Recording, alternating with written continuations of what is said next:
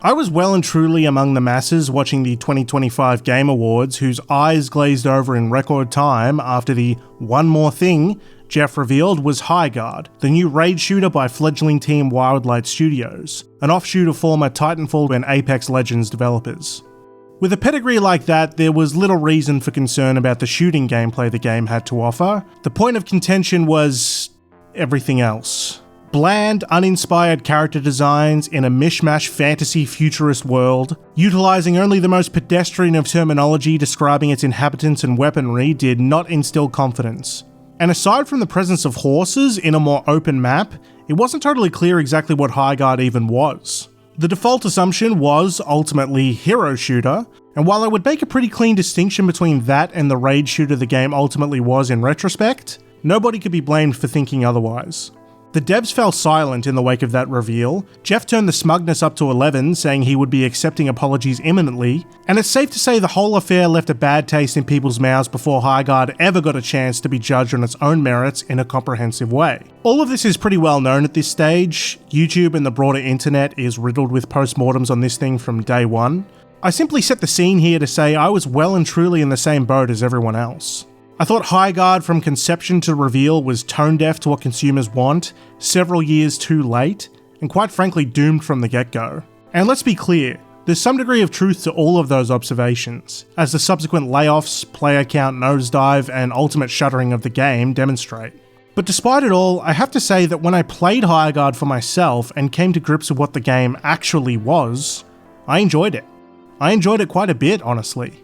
And while the fate of almost every online-only game is carved in stone from the very beginning, I can confidently say I will miss Highguard when I remember it in the future. No, just as the title suggests, I'm not really sure why, but bear with me as I do my best to explain.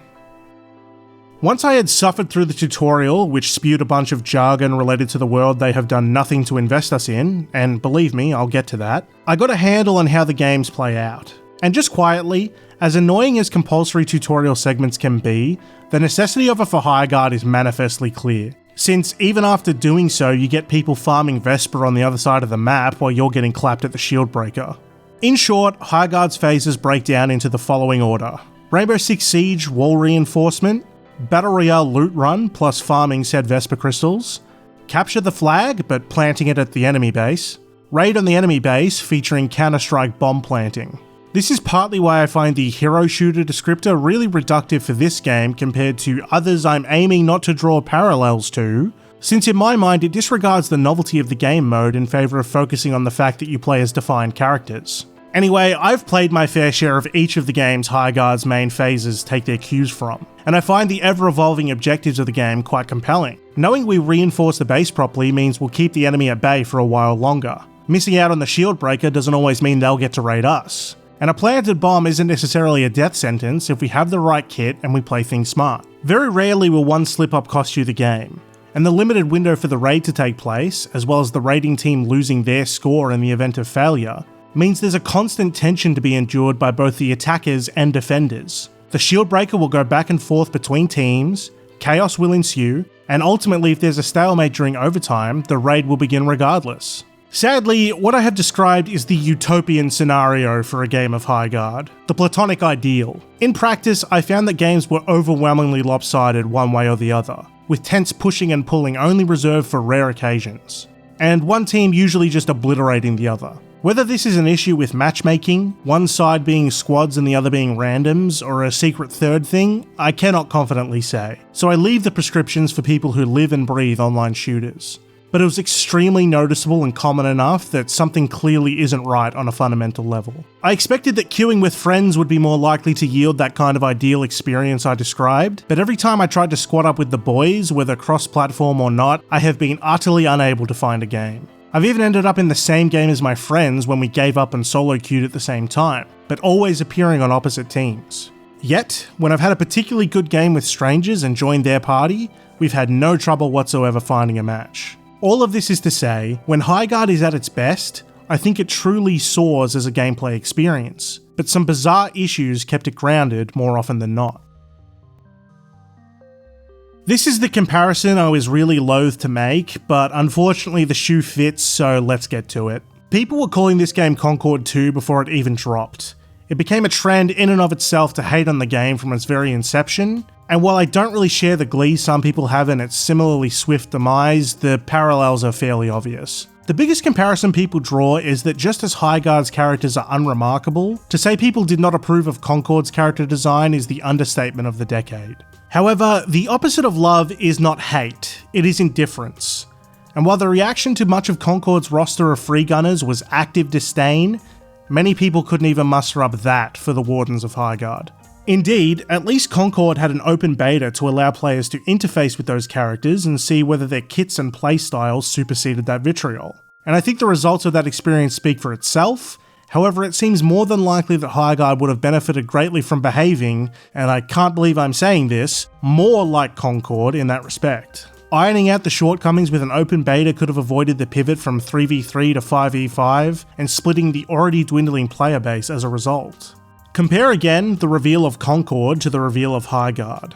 Setting aside the teaser trailer, which was really more about vibes and showing signs of life from Sony's first-party catalogue, the actual reveal went to great pains to demonstrate characterization for a small selection of its heroes, the setting and world, and the bounty hunting nature of the free gunners experience that players could expect to be in for.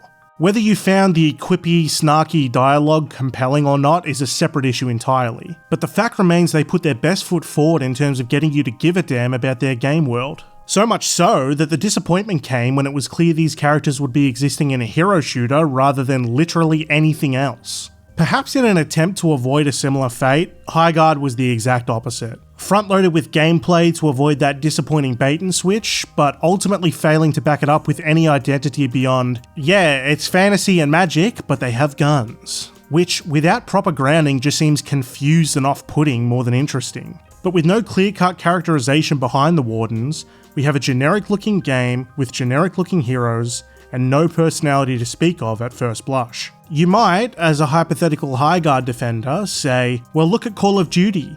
Nobody cares about the characters in that game and millions play every year. And you're right, nobody is ditching Call of Duty for not feeling a connection to Random Marine number 301. But aside from the sheer inertia of that brand keeping rusted on players as a result of perpetual motion, and even that is having diminishing returns, nobody caring about the characters is also part of the problem there, because the identity is nowhere to be found. They nearly roped me in with the Alucard from Hellsing bundle in Warzone a few years back, and if I'd taken the plunge it would be Alucard and the Armored Titan fighting Snoop Dogg and Homelander. It's clear even Activision recognised this as a problem in stating no carry forward of these cosmetics, though their motivation may not be totally magnanimous there, to be fair to critics of that decision. Same goes for Battlefield 6's community keeping the pressure on, to ensure their cosmetics don't stray too far from, you guessed it, the series' identity. No matter where you turn, identity is important, even for faceless shooter games. And, as for Fortnite, since that's the obvious counter to everything I just said, that has the benefit of crossovers being its identity, and the yardstick everyone compares things to. Being allowed to have zany crossovers as the game's identity was a matter of first in, best dressed, and Fortnite won the day there. Don't get me wrong, I think to some extent games like Highguard are in an impossible position. The genre of free-to-play first-person shooter isn't exactly conducive to telling a complex and emotional narrative, or flesh out holistic characterizations of its cast. But at the same time, this game exists in a very specific niche where identity is king, and not caring about Atticus or Redmayne or the continent of Highguard means it's very unlikely the looting and shooting will keep you around for very long at all.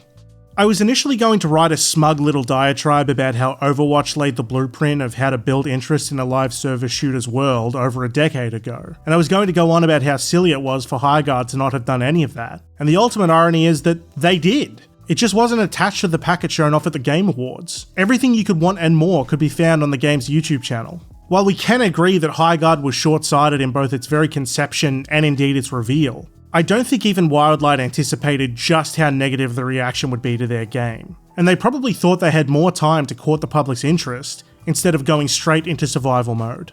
Now, the cinematics are certainly not as detailed as any of Overwatch's famous vignettes, and the strength of Overwatch's bold character designs and art styles translate far better into an animated short than Highguard's. But the fact remains Wildlight did indeed do the work to try and engender interest in their world. Clearly, based on how everything turned out, it didn't work. But I think it's only fair to point out that they had ticked some of the necessary boxes. The biggest problem is they are all outside of the game, and aside from reading item flavor text and listening to banter between the wardens at the beginning of a game, you need to leave Highguard to learn anything about it. Even as someone who wants to know more, the game is making me work way too hard for it.